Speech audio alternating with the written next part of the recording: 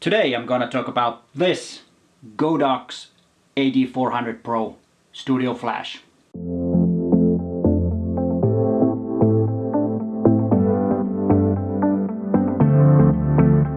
And before we start, please consider subscribing to my channel. Hit that bell so you will be noticed when there's a new video online. I post videos on Tuesdays and Fridays. And if you like this video, please give it a thumbs up also. My channel is all about you getting to be a better photographer. But let's go and talk about this new flashlight that I got.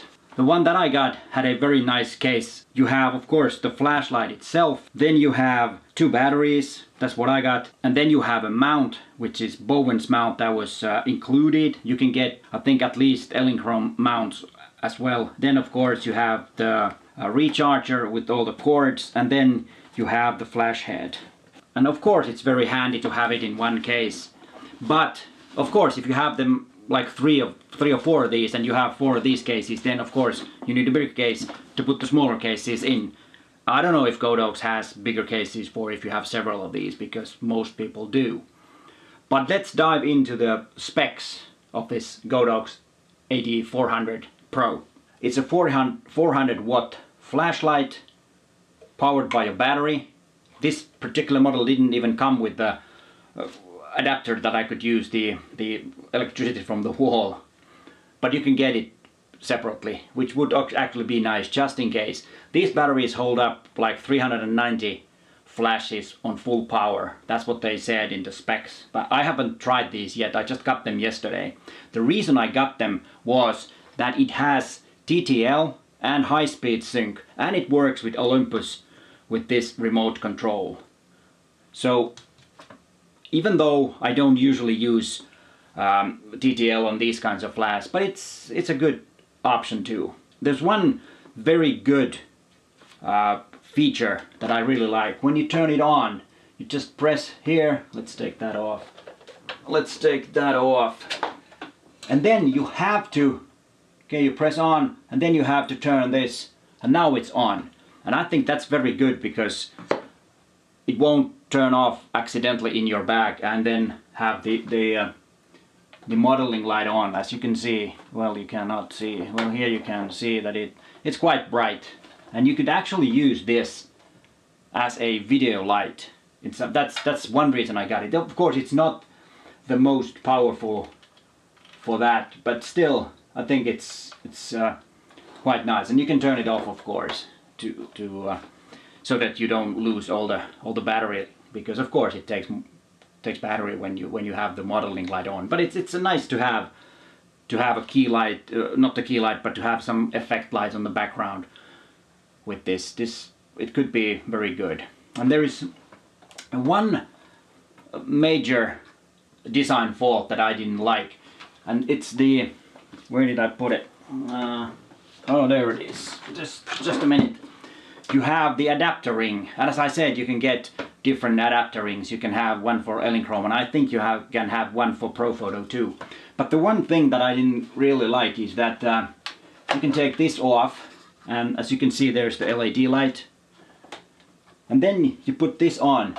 But the thing is that you have to screw it on. There are 4 screws where you screw it on, but then it doesn't come with any protection here. This doesn't fit anymore. You can't put this there.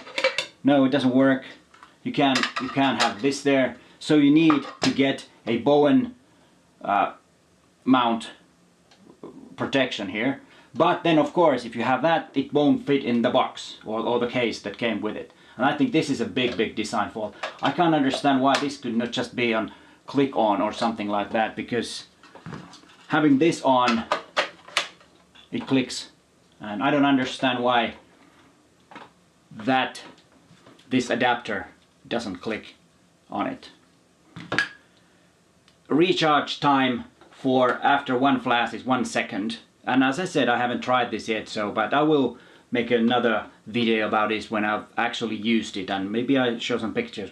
And the white balance, they say it's 5600. But let's test it, how close it can get. But before we start measuring, we need to attach the flash head to the Godox flash, and it's a 3-pin thing and you just plug it in and that's done. I think that's kind of funny because all other flashes that I've had, this is kind of, it's been there sitting there, you don't take it away, but this one you take it off. And then let's put the hood and then turn it on, and remember to turn that first. Okay, now we have it on minimum power, and I have a Illuminati white balance meter. It has an app that measures, that gives me the results. It's a Bluetooth connection to my phone, to the app, and then I use the remote trigger, and now it's on minimum power. And let's flash it and we'll see the result right there. It's under 5,000. Let's turn it all the way up to full power. And now it's on full power. Let's see what the white balance is on full power. And it shows me that it's only 5,000. I don't know. I have to check this out later on if this... Okay, now we get it. When I put it a little bit further away, we get 5360K on this one. 5380. So it's a little under 5400. Now let's put those away. And the power can be adjusted 9 stops, which is quite a lot. But I have to get back with the white balance because it's not even close what they say it would be. And actually it doesn't matter, you just have to know what it is. And that's why I measured it. And the thing is that when you set the power lower, the color of the flash gets more yellow. And usually it doesn't matter if you have if you have the full power on the face in the front, like the key light or the main light, and then you have some rim light in the back. It doesn't matter if it's a little warmer, but you have to know that it's a little warmer. Otherwise, it doesn't really matter what the actual color temperature is.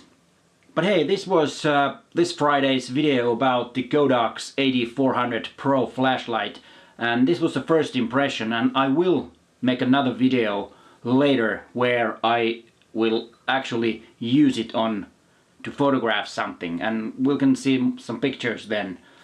But hey, thanks for watching and bye for now.